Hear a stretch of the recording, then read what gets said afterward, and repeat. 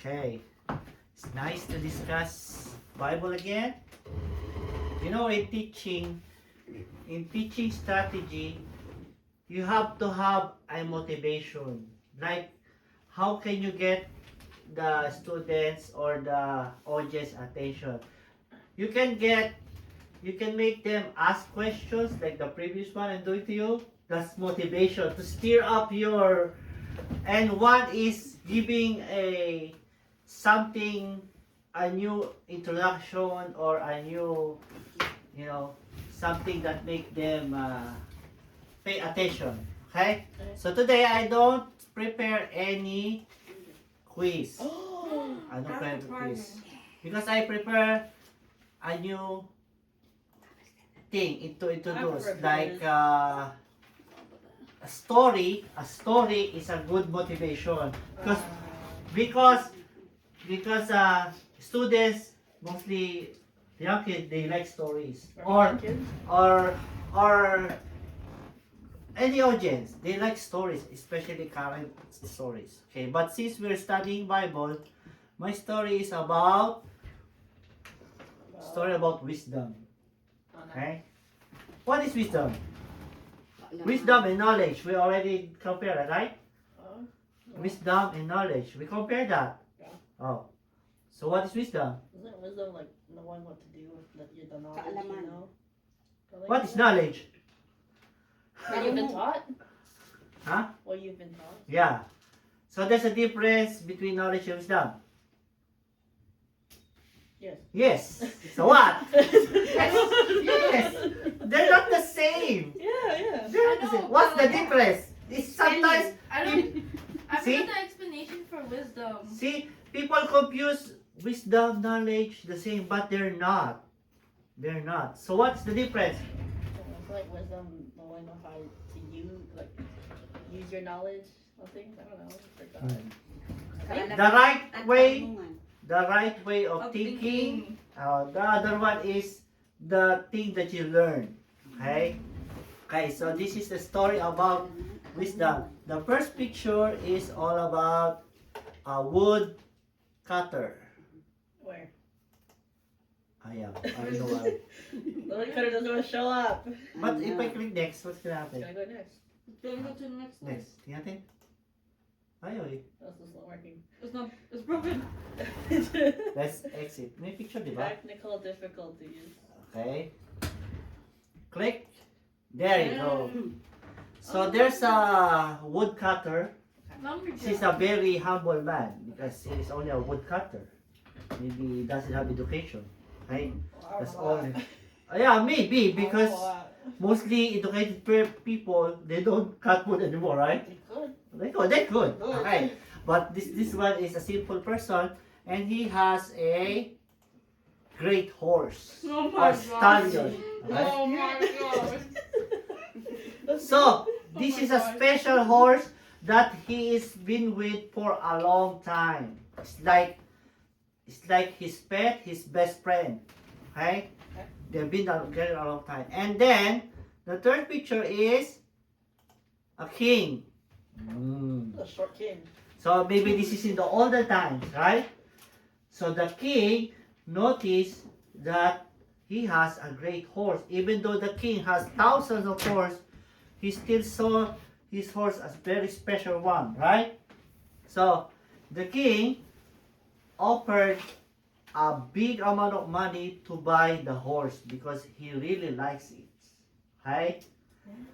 So what did the woodcutter do? No. You said no. Said no. Why? That's our That is his best friend. Okay. So the woodcutter said no, and the king said No, why? Why? Why? Why? Why? I gotta give you whatever you want. That is Name best your price. friend. Okay?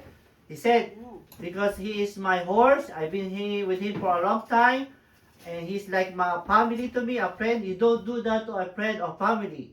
Okay? So, the king didn't succeed. Okay? Then, the next day, when the woodcutter checked the stable, the horse is gone. Ran away. He's gone. I don't know what happened. I just said it's gone. Right Okay? away. Maybe. Right? Maybe. Stolen. Or maybe stolen. But see, we're already predicting what happened, right? Okay? See, this is like judging in advance. Right? Okay? I'm just making a point here, okay? So, the horse is gone, or the stallion. And then the people around say, It was the king. you fool, why you don't sell your horse? It's a lot of money. No. What? Gone. Nothing. What? Nothing. I don't know about that. Oh, well, what did the woodcutter say? I would check you. How much can I check you? Huh? What? What? Ang sabi mo? I don't understand. Hindi ka na what? See, this is making this thing. Okay, so the woodcutter say, you guys, you are judging in advance. We just maybe say the horse is gone. Okay, maybe he is gone. Don't add any more because we don't know, right? Mhm. He has a point? Yes. Yeah, but normally people are saying, see, you don't sell right it. away. No, you don't have money. No, you have to have a lot of money. But okay, so what the next one? What do you think the next thing gonna happen? Just The down horse? here. The horse coming back. The horse coming back. Next picture. And the horse comes back after a long time, maybe months. The horse comes back with a herd of horse. So it did run away. So he did run away, but in return, he has 6 more horses. See, Okay. lucky horse. So now the people gather again. What you gonna say? Oh, you have so many horses now. Wow, we have lots of horse. Lots of money. Wow, it's so lucky! Huh? We are wrong. Before, we're accusing you or not selling. Now, you have a better position. Right now, you have 6 horses. See? Is that horse? 7. I thought it That was the is- 6 coming back with 6 Yeah, horses. 7 horses. You have additional 6. Okay? So, the people got happy. Yeah, happy with him now, right? Before, they're accusing him, But right? he's still not gonna sell them. And then the woodcutter say, I told you, we're just gonna say it's lost. Now, let's say it just come back. Don't say I'm lucky or I'm gonna have lots of money. Huh? Let's just stay on that. I have 7 horses. That's it. Okay? Don't add any more. Money. Okay? Don't add any more. Don't happy, don't get sad. Okay? Because beyond that, you're assuming. Is that have a point? Yeah, you're assuming. Okay. So next, the son who rode one of the horses fell down. Oh. So what does the neighbor gonna say again? The horse doesn't like you. What's he gonna say? What's he gonna say again? Huh? Huh? Oh, the horses are bad. The horses are bad. It's not lucky. No, the horse doesn't like Because you. your son can tell and your son cannot walk anymore. Yeah, of that accident, Dang, you cannot girl. walk anymore. Maybe one leg. Money. Okay? So the neighbor said, see, if you just sell your horse, you're not gonna get 6 horses and your son not gonna pay. Okay?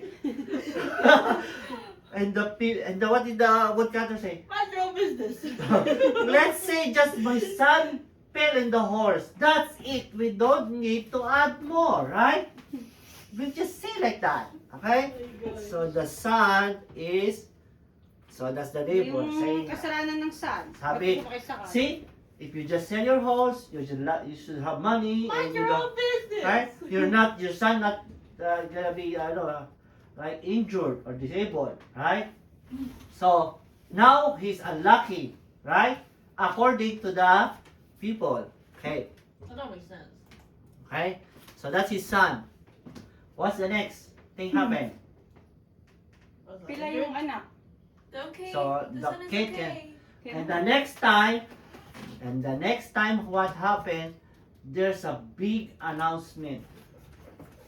There's a war going on, and all the men need to be in the command to join the war to defend their freedom. And you know what's gonna happen? What? They use the horse. The son didn't go. The son cannot go. Why? Because he's injured. Because he's injured and all their sons are going to war and the son just the one left behind. Oh. So what's the people gonna say? You're so lucky. You're so lucky. Your son fell on the horse. What? And he stays here and not join the war unlike our son. That's crazy. Okay. You're so lucky. Your son fell off the Okay, horse. so People. the woodcutter say, let's just say my son didn't go to the war, that's it.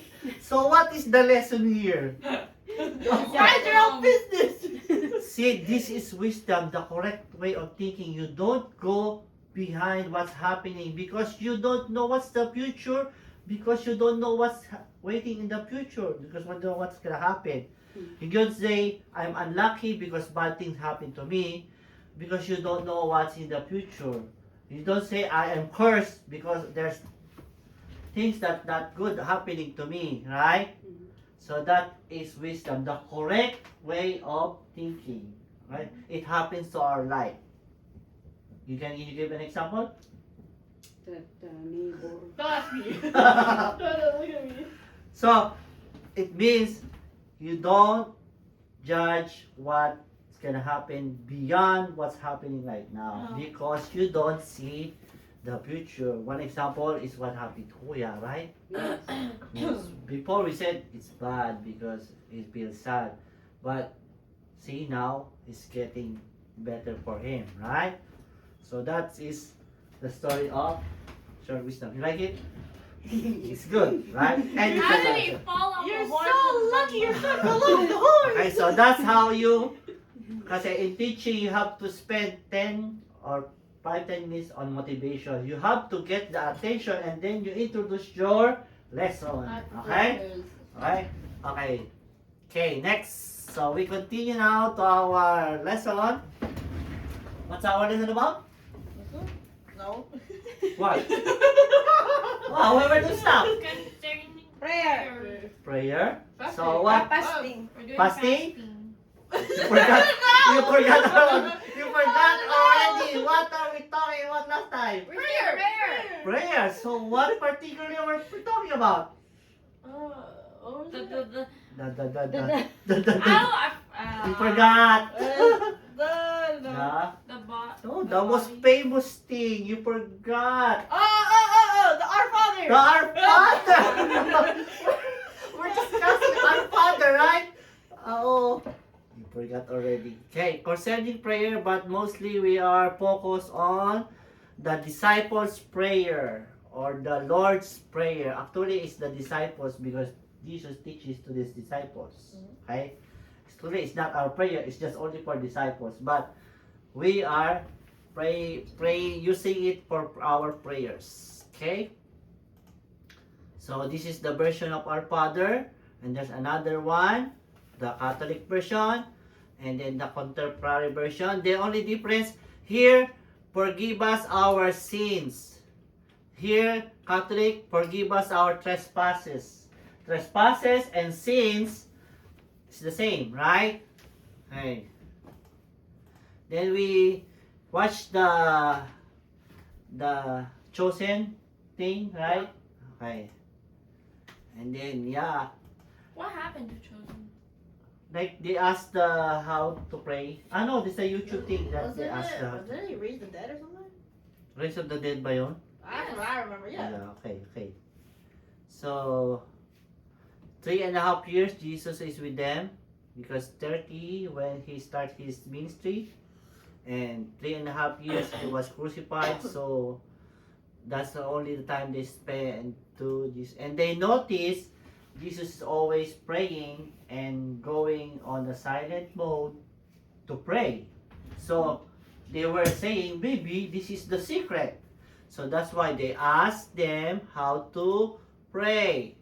And the first prayer that we discussed is about first two words. Our Father. So we already discussed that when we pray, we are talking to our Father, and how come He become our Father? In what way? Because, what? Jesus died for us. Jesus is our brother. So we're gonna be an adopted brother or sister. Okay? We're So adopted. that's why we need to believe in Jesus. Because if not, how can he be your brother? And how can you call the Father in heaven your Father? Okay? So also, the Father is an approachable person. That's why when you pray, you are so pleased or easy to approach. Okay? Okay. We said, hallowed be thy name. What's that? We give importance to his name. We give importance that he can provide everything. We give importance that he is respectable. We don't joke on him. We don't joke on Father. He's a serious deal because he created us. Okay? So we lift up the name. We respect the name. Okay? That's with hallowed be thy name. Okay? So now, what's the next one? Hallowed be thy name.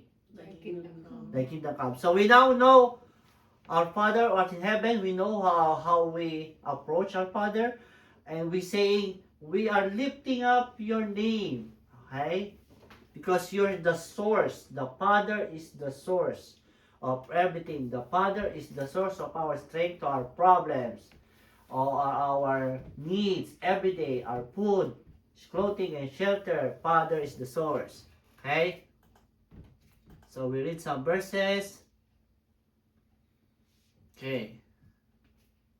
So when you say hallowed be the name, we are saying, God, I acknowledge your glory, the fullness of who you are.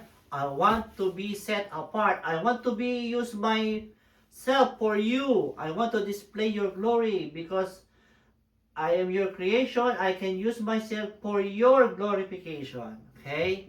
That's first. So when you're praying our Father, you're thinking our Father, and I'm holy be your name, you're lifting up yourself, his name. Okay? And then, thy will be Done. done. Or kingdom come. Ito na yan. Tapos na yan tayo dyan. So, that's my motivation. It's in the middle. Okay, so now is bad news. The world sucks. The word sucks? Let's see. The word Oh. worse. It is true. See, it's that you don't even have anything, need a clue. You know, right? Bad news, the world is getting worse. Why? People. People are worse. There's news are worse, right? If there's a good, There's- there's bad. There's Climate war change. coming. There's War violence, already is. crime. Change. Okay, but if there's a bad news, There's a good news. there's a good news. What's the good news? Although, Believe in God. Huh? Believe in the God? world is Okay. healing. There is a better world coming. Oh. Okay. What is this? A new So- planet? So forget about this world. There's a new one coming. Okay, there's a Forget new, about this. I like that. Okay. The millennium. You know what's the millennium? A year? Are you such A year? Well, yeah. What is it? Decades, What's 1,000? millennium? A Mil. 1,000? 1,000. Okay. Millennium. Millennium is 1,000. Okay. It starts with an M, so million. Yeah, a million years is million. No, it's millennium. It's not millennium. It's Okay. million. It's like, no. Okay. Millennium is 1,000 Because you years. said But million. Like not you. million. You are okay, the millennium. let's see. Let's find out. Let's go to our book. Revelation 19:11 to 21. Let's read. So Mama, we stop scratching your head. You're So- scaring me. You're we scaring me. know Scared is a little bit more about the Look like millennium. it Who's the first one, Mama? Mama, I'll do You're it. 11. Ano? You're 11. 9. 19:11.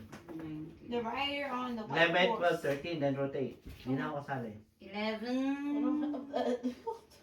You Wala know, akong phone. I have. Okay, got it. I Kaya have ka it. muna. Okay, go. Go. The rider on a white horse. Okay. Then I saw heaven opened, and behold, a white horse. The one sitting on it is called Faithful and True. And in righteousness he judges and makes war. 12? It's you. Oh, Who's sino the na? you? It's you. Sino na? His eyes were as a flame of fire, and on his head were many crowns, and he had a name written that no man knew but he himself. What? 14. 13. He is clothed in a robe dipped in blood, and his name is called the Word of God. And the armies of heaven, arrayed in fine linen, white and pure, were following him on white horses. And out of his mouth, oh my gosh. This is different for me. I have a different version than Oh, moments she's ago. not using the Bible. That's why. What? And out of his mouth goeth a sharp sword, that with it he should smite the nations, and he shall rule them with a rod of iron, and he tread the winepress of the fierceness and wrath of Almighty God.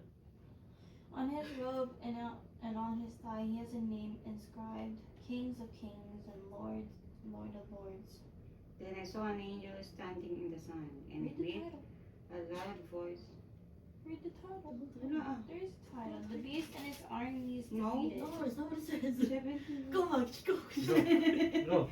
Then I saw an angel standing in the sun, and with a loud voice he called to all the birds that fly directly overhead. Come, gather for the great supper of God. Oh no. Ano? That ye may eat the flesh of kings, and the flesh of captains, and the flesh of mighty men, and the flesh of horses of them that sit on them, and the flesh of all men, both free and bond, both small and great. Then I saw the beast and the kings of the earth with their armies gathered to make war against the rider on the horse and against his army. And the beast was captured, and with it the false prophet who in its presence had done the signs by which he deceived those who had received the mark of the beast and those who worshipped its image. These two were thrown alive into the lake of fire that burns with sulfur. And the remnant were slain with the sword of him that sat upon the horse, for sword proceeded out of his mouth, and all the fowls were filled with their flesh. I don't like my version. Tapos? Yeah. See? Why? What is Mine is like such old time. Lalagyan mo kasi new revised, I know. ano? I was so And- confused. Like, what is she? NSRB? Meron. Sa akin, ESB lang. NSRB. Wala. Ah, wala. Mine is so bad. Okay, so what did you understand about it? It's like a adventure scene, right? Like battlefield. Like battlefield. Like someone is coming, Dito wala someone seven. is gonna be caught, like the beast. It mentioned the beast. It mentioned the beast. And what else? What do you remember? White horse. The bird. There's somebody in a white horse, Army. right? So Revelation. Who wrote the Revelation? I don't know. John. John. John I don't is know. the last I don't know. disciple alive. To write He's in the Bible? youngest, and he is the one only died in a nature way, like old age. The rest was murdered, crucified.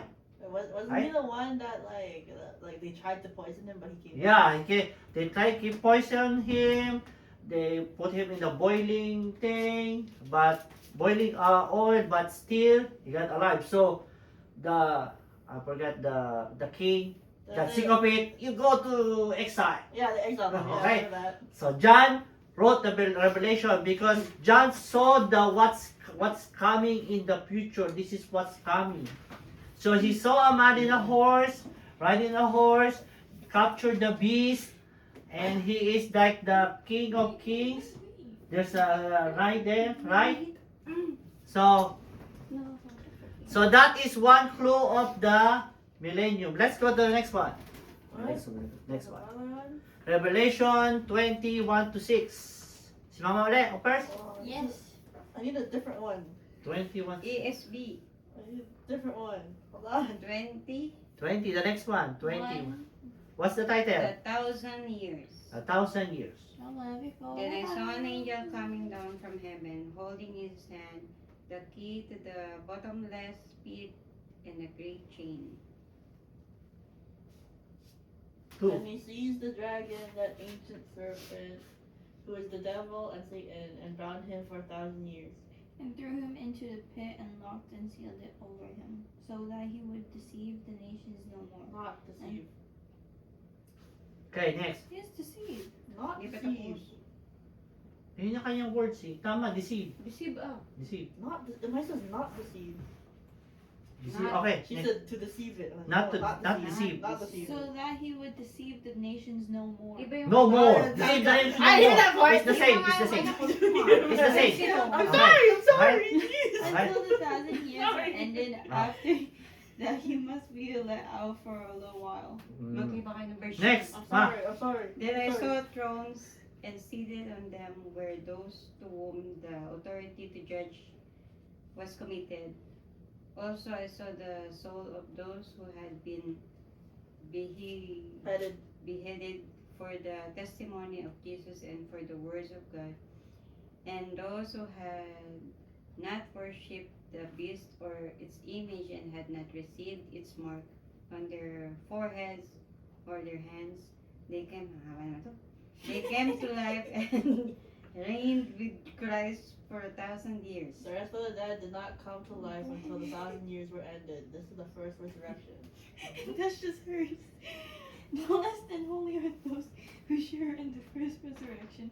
Over these, the second death has no power, but they will be priests of God and of Christ, and they will reign with him for 1,000 years. So that where is the millennium is 1,000 years. Yeah. So what? How do you understand? Jesus is coming. To resurrect. Jesus is coming here and catch the beast. Who is the beast? The devil. And he is going to the abyss. What is abyss? Hell? A bottomless Oh. pit or hell. Yeah, bottomless pit of hell. Okay? Obese. So, right now, Obese. okay, right now, listen. Right now, people are deceived. People are maybe lying about you or they talking back about you because the devil deceive you. Okay?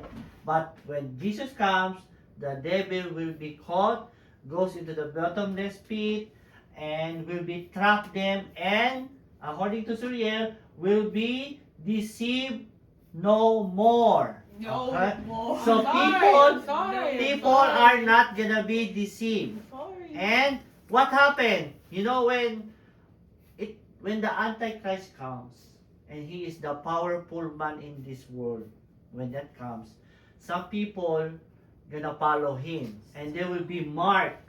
I don't know what's that mark. It says the Bible they're gonna be marked, maybe in the forehead, maybe a chip on the hand, because those are the people that can only buy and can only get the things that they want. If you don't have a mark, you cannot, and it might be it will be happening in the future. So those who follow the devil and the devil itself will be trapped to the abyss. Those people that follow will be coming too. But those people that don't will be resurrect again. Those who are died and those who are alive will be resurrect again. And that is called the first resurrection. Is that right then? The first resurrection. So those people, like, if you know Jesus like us and you follow Jesus, you'll be coming to Jesus. And those who are not are coming to going to the devils. And then Jesus will reign here on earth for 1,000 years, or we call it the millennium. Okay? Any question with that? Nope. Okay, we have only 3 minutes. Okay. So based on the verses, what is millennium? 1,000 years. A new 1,000 years only. That what's happening on the 1,000 years? Jesus will reign. Jesus will reign. Jesus coming back. Jesus will be here. He will be reigning this world. Okay? Any question? No. Okay, I just gonna discuss this. 490 years of Daniel's prophecy. Okay? Who is Daniel? Remember Oh, Daniel? The one that Yeah. What? is that the one with the Oh, sige, come on. Is it the blind guy? yung No. What? Hey, come on. I You can't remember. Who's Daniel? Is that sa'yo. Diba? Yung nag-pray. Para to pray what? The blind guy. Isn't he the one that No, got the his ear removed? Huh? The ear? Yung No. nag-pray sa yung ganun. Saan? Yung fire. Ah, si Elijah yun. Elijah. Who's the blind guy? Who am I thinking of? So, now, how about Daniel in the lion's den? Oh, that! Oh my god! What happened? Wasn't he put in there to be eaten by the lion by those other priests, right? Because he was like the favorite of like the king. Okay. And then every time the beast didn't eat him. Okay, so that's Daniel. So, okay, background. Jeremiah is the crying prophet. He cries because he was assigned to tell the people that if you don't change, you're gonna be prisoner or captured by the Babylonians. You remember the Babylonians? Yeah. So then people don't change. They were caught by Babylonians and they're gonna be slave for how many years? 70 years. Oh.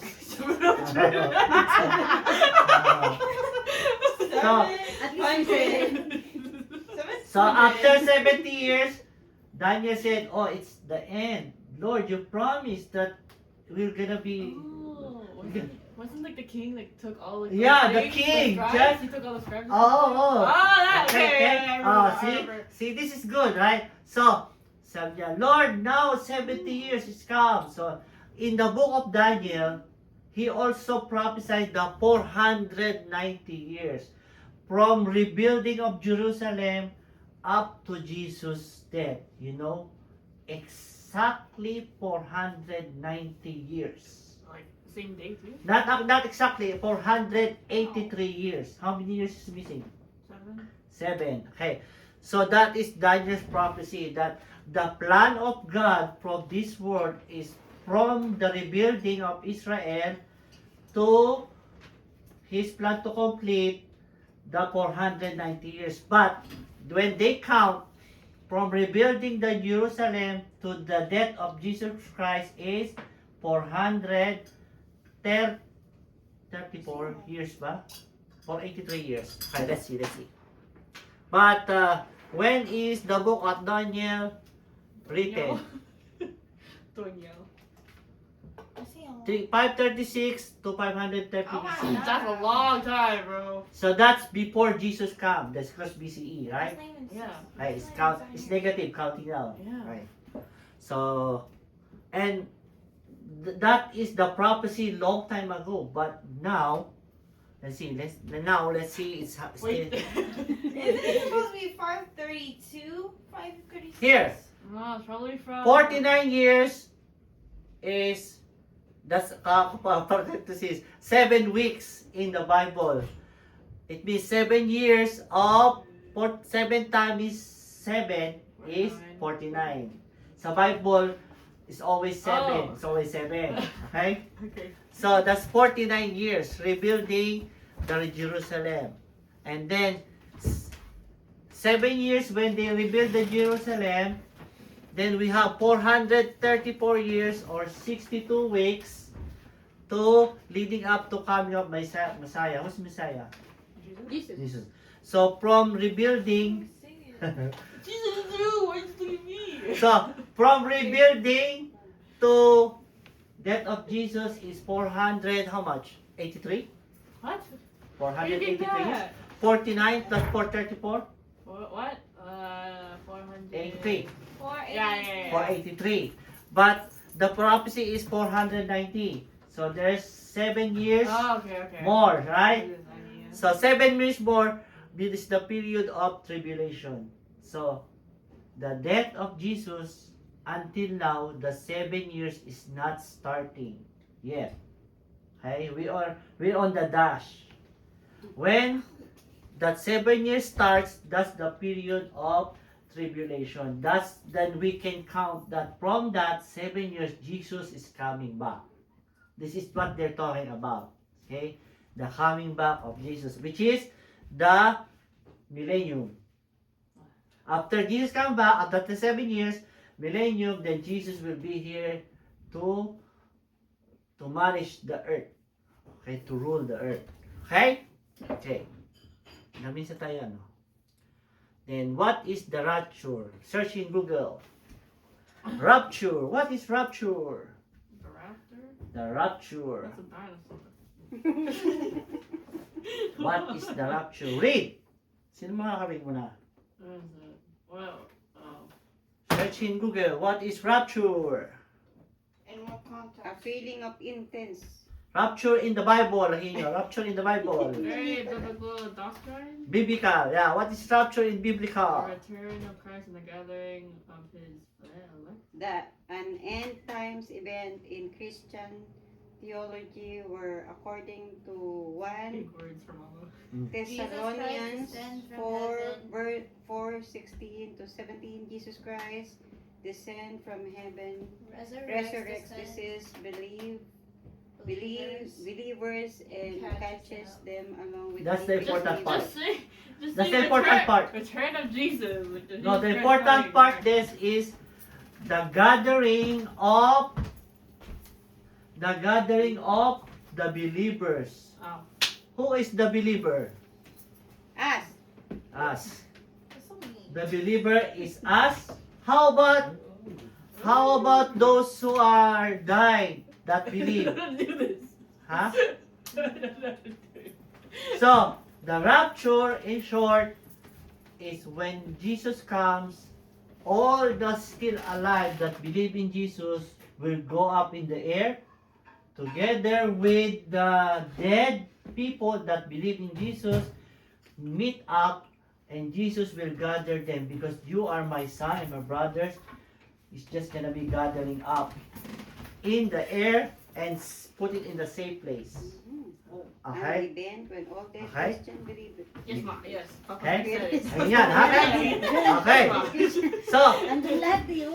So when that time comes, you start 7 years from that, and when the 7 years ends, Jesus will come here and to take the devil or the beast and put it in the abyss, which is the start of millennium. So why are we discussing all about this? This is what's inside the prayer. Thy kingdom come. All Okay? that? Not even more. There's more, but we don't have time. Let's see the next one. We can get it. Okay. Okay.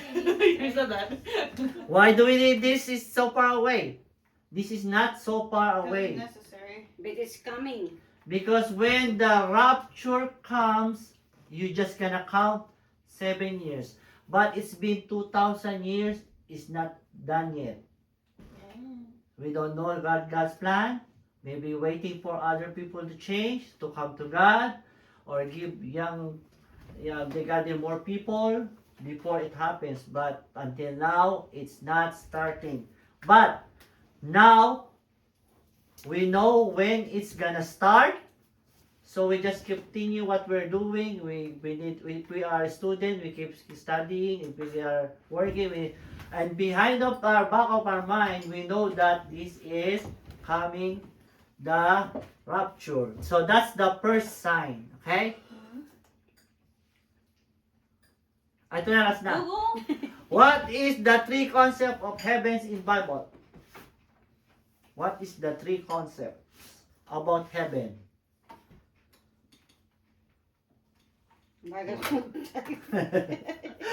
What is the three concepts of heavens in the Bible? Let's see. One, The give me first one. Heaven, Earth's atmosphere. What's the first one? Earth's atmosphere. Air, atmosphere. What is that? The one we see when we The look up. sky. The sky. That is heaven. Next. Cloud. Outer space. The Hey, let's have one! Say again, what's the next one? Next one is space. The space beyond that atmosphere is also called heaven. Yes. What's the third one, Mama? Spiritual realm. Spiritual realm, where is really the Abode of God. heaven. Yeah. Okay? About it, God. Abode of One more. Andun si Kuya, tingnan natin. What do you mean one more? You said 3! Oh. Oh, that's what you meant. That's only 3 you said. The kingdom of God is already in our hearts. Okay, so if you believe in God, the kingdom is in your heart. But it's not yet on earth, but one day it will come here on earth. That's why we pray, Thy kingdom come Thy will on be earth as well. as it is in heaven. As is in heaven. So we're waiting for that. We're waiting for the kingdom to come to earth. Like what's happening now in heaven. Do you think what's happening now in heaven? Jesus is Lord? Huh? I don't know. Rejoicing. Rejoicing, I don't know. praising, singing. I've never been there. I don't know. No, so here. So what do you think is happening So- in heaven? Oh. So here. What are we doing in the church every Sunday? Right? We're Rejoicing. singing, we're Rejoicing. praying, we're rejoicing. So it's our training what we're gonna do in heaven. Okay. Okay? So that is our clue. That's the church is We what will be singing. teaching to us. I don't know Okay? what's in here. So when you in the church and maybe you don't sing, maybe you don't want to be in heaven. Make sense? So you have to sing. Rejoicing. Because that's the job you only need to do there. Okay? You have to praise, sing. Okay? Okay. Next. So when you say, Thy kingdom come, you are saying, Lord, the world is messed up. Can your kingdom come now? Because you're sick of tired of this earth. Because there are lots of problems. There's lots of war. There's lots of fighting. Because when the God's kingdom come, everything will be reversed. No more fighting, no more jealousy, no more lying. Okay? No more hardship in life, no more poor, all will be prosperous. Okay, I'm gonna make this pass. The millennium is gonna be a time of happiness. There's no more sorrow, no one's gonna die. There's no more separation. Okay? Let's read that next time the Isaiah, the proof. They got The millennium is gonna be a time of peace. So there will be no more guns or no more war machines because Jesus is the one gonna rule. Okay? That's the millennium, 1,000 years. The millennium is gonna be a time of prosperity. See the example. The reaper is catching up to the planter. What do you mean? This is that how they plant, and the harvester is already following because all are blessed. You don't need to wait for a long time. There will be no more fighting among men, no more jealousy or comparison, no more sickness, everybody's healthy. Okay? No more hypocrite. Okay, no more hypocrite. Okay, so let's Oh my. so imagine our Father, how many people are praying ever since more than 2,000 years ago? Every day, how many people? Like us, we always pray every day, right? How many more thousands of people? They're praying to the kingdom to come now here.